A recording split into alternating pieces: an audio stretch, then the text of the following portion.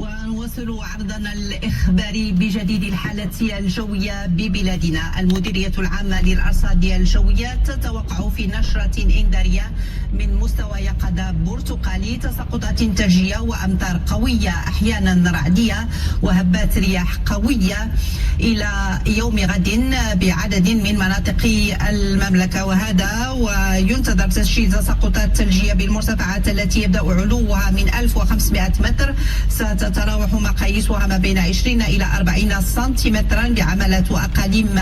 ميدلت، بولمان، إفران، صفر وتازا، وما بين 5 إلى 15 سنتيمترا بعملات وأقاليم توريرت، قرسيف، الحسيمة، ورزازات، أزيلال، بني ملال، خنيفرة، تنغير، الحوز، فيقيق، جرادة وشفشاون إلى غاية 11 من مساء اليوم. كما تتوقع الأرصاد الجوية أمطارا قوية أحيانا رعدية ستتراوح مقاييسها ما بين 40 إلى 70 ملم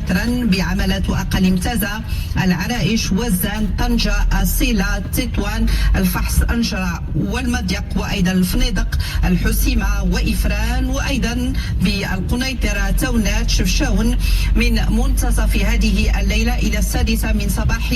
يوم غد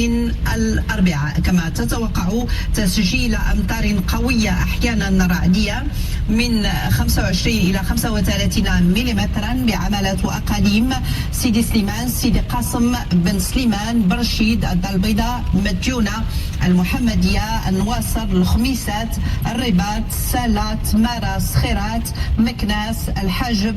فاس، صفرو، مولا يعقوب، خنيفرة، خريبكة، وسطات إلى غاية 6 من صباح الغد.